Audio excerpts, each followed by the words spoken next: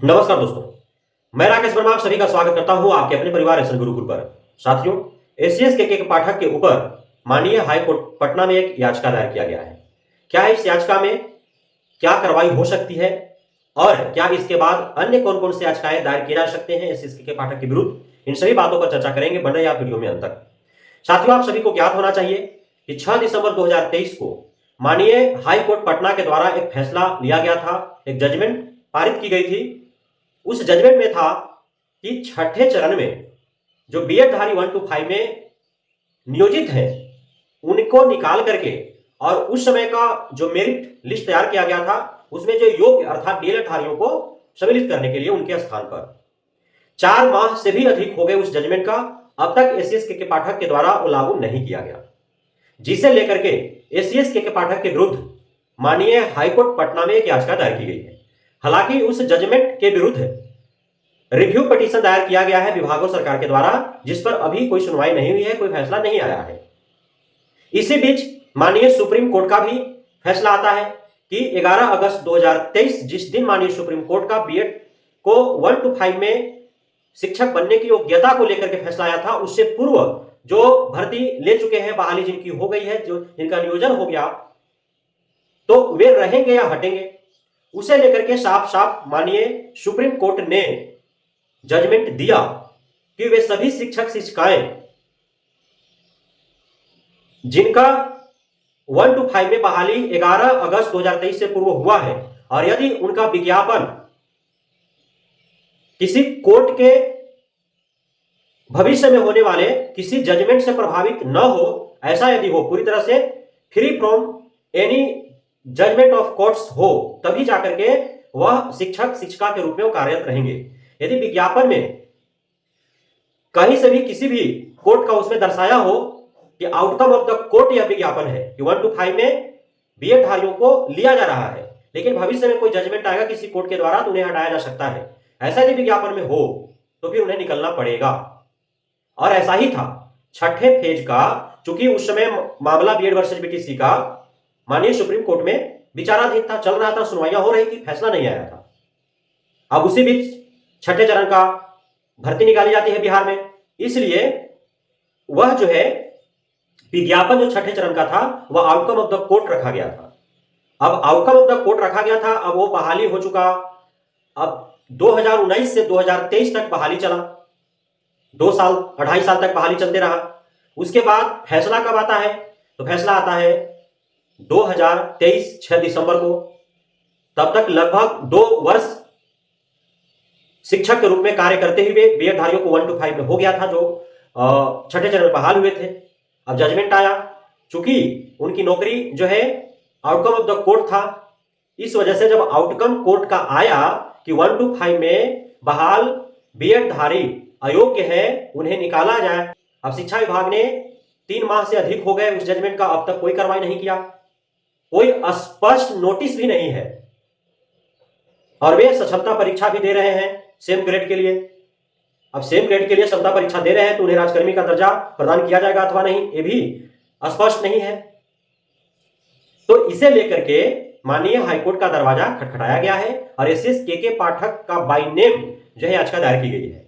अब इस पे सुनवाई जब होंगी तो माननीय हाईकोर्ट क्या कुछ फैसला लेता है यह देखने योग्य होगा। यदि पुनः फैसला इस याचिका पर सुनाती है और सीधा निर्देश यदि एसीएस के पाठक और शिक्षा विभाग को दिया जाता है कि छठे चरण से बहाल जो भी बीएड धारी 1 to 5 में है उन्हें निकाला जाए, तो फिर उन्हें निकलना पड़ेगा। हालांकि माननीय सुप्रीम कोर्ट ने जो जजमेंट दिया है उसके आधार पर भी वे निकलेंगे, जबकि ऐसा नहीं होना चाहिए था। यदि नैतिकता के आधार पर यदि देखा जाए तो जिन्हें नौकरी दे दी गई उन्हें नहीं निकाला जाना चाहिए था, क्योंकि वे 2 वर्ष से भी अधिक दिनों से सेवा दे रहे हैं। अब उन्हें निकाल के बाहर करना यह उनके साथ अन्याय ही समझा जाएगा। लेकिन अब ऐसे एनसीटीई के द्वारा गलती किया गया केंद्र सरकार के दिशा निर्देश के आधार पर, जिसका परिणाम आज बीएड धारी जो 1 to 5 में बहाल होकर के 2 वर्षों तक अपने सेवा दी पूरी ईमानदारी और लगन से, उन्हें भुगतना पड़ रहा है। अब इसके बाद अभी तो शुरुआत हुआ है, एसीएस के पाठक के ऊपर कई याचिकाएं दायर की जाएंगी आने वाले भविष्य में, आप देखते रह जाएंगे। जो आउटसोर्सिंग एजेंसियों से भर्ती हुई है, 2-2 लाख 3-3 लाख रुपए लेकर के ICT instructor, DPM, BPM, BRP का जो भर्ती हुआ है, और आईसीटी इंस्ट्रक्टर का 6 माह से बहाली हुए हुए और उनका 1 रुपए भी वेतन नहीं दिया गया और उन्हें बाहर कर दिया गया। अतिथि शिक्षकों का 1 वर्ष का वेतन बकाया है, उन्हें बाहर कर दिया गया। तो इन सभी को लेकर के कोर्ट का दरवाजा खटखटाया जाएगा। एसीएस के पाठक चूंकि अपने नाम से लेटर जारी कर आईसीटी इंस्ट्रक्टर और अतिथि शिक्षकों को निकाले हैं, वेतन भी बकाया है, तो इन लोगों की तरफ से, इन शिक्षक शिक्षिकाओं की तरफ से माननीय कोर्ट का दरवाजा खटखटाया जाएगा निश्चित तौर पर, क्योंकि इनकी सुनने वाले कोई है नहीं। जब आरजेडी, जदयू, भाजपा के कार्यालय में जाते ही इन्हें वहां से ढकेल करके लात मार के भगा दिया जाता है। सरकार सुन नहीं रही है, तो एकमात्र ही रास्ता है कोर्ट, और कोर्ट का दरवाजा खटखटाना पड़ेगा। उसके बाद जो भी थाली घोटाला, व्यंजन घोटाला, प्रीफैक्ट घोटाला, पेयजल घोटाला, विद्यालय भवन जीर्णोद्धार घोटाला, निर्माण घोटाला, छुट्टी घोटाला, नामांकन घोटाला, डेली वीसी घोटाला, निरीक्षण घोटाला, ये सब जो हुए हैं, इसके विरुद्ध भी बारी बारी से एसएसके के पाठक पर याचिकाएं दायर की जाएंगी। और जो शोषित और प्रताड़ित किया जा रहा है शिक्षक शिक्षिकाओं को, एक छोटी सी भूल पर भी उनका वेतन स्थगित कर देना, वेतन काट लेना, सस्पेंड कर देना, उनकी अभिव्यक्ति की आजादी को छीन लेना।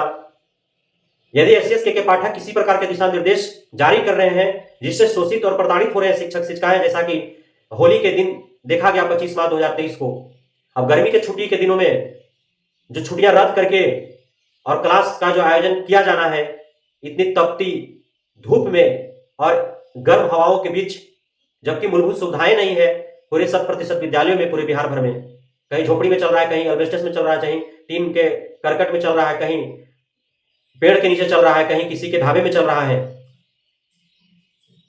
तो इन सभी के विरुद्ध याचिकाएं दायर की जाएंगी और होनी भी चाहिए।